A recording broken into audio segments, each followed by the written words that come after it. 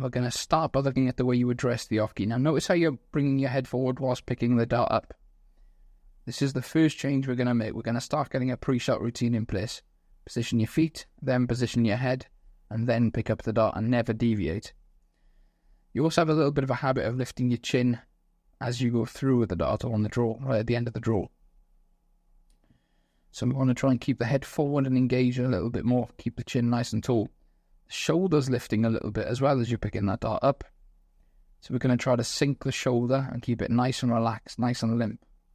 We'll just check for head movement on the actual throw itself, then we'll go into the mechanics of the throw. It'll be interesting to see how still this head is. Moving the head back a little bit there when you're aiming. Okay, just draw starting to take place now. Chin lifts up. It's like you're pushing your chest forward. There's quite a lot of movement on that draw. Keep your head forward and engaged. Keep the front leg nice and straight. Lean in more from the waist, keeping the head forward and engaged.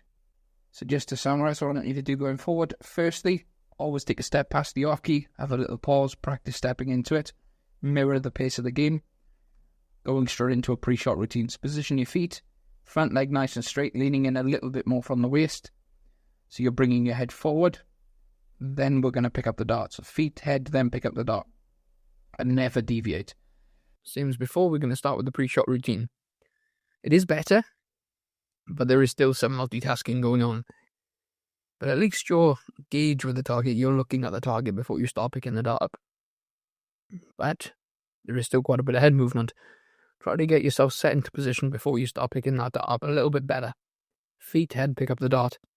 In fact, we'll do demonstrations all the way through on this one, so you can get a better idea for it.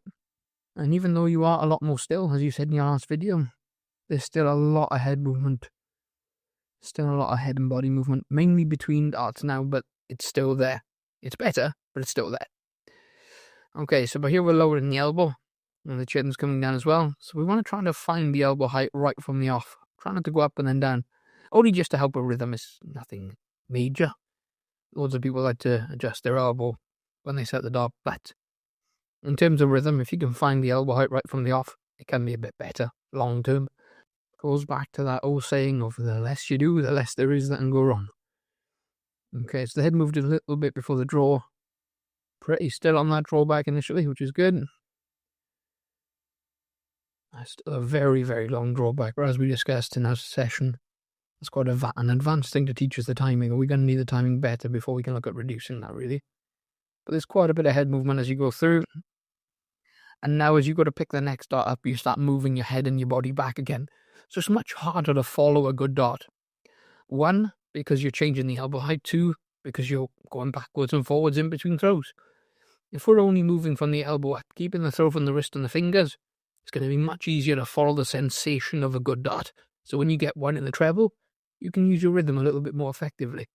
Don't think about what you're trying to hit. Think about how it felt. By finding it with the first dart, you've already done the hard bit.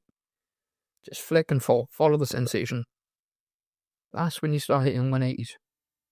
Now, last time we used clips of professionals to demonstrate the pre-shot. I'm going to be using examples of myself just so that it's a bit more relevant and you can actually use them on your YouTube channel. So position the feet, back legs in position. I'm stretching the front arm.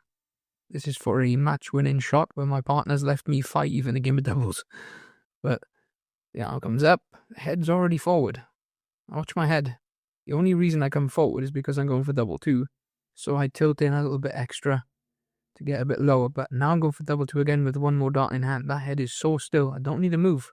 The first dart's on the wire. I'm just going to follow the next one in. Follow the feel of the dart. From side on, the only clip I had of my pre-shot routine was a little bit distorted, unfortunately, because the camera was so far away. The photographer was way, way back on this one. But feet, back foot, stretch the arm. My head's already forward.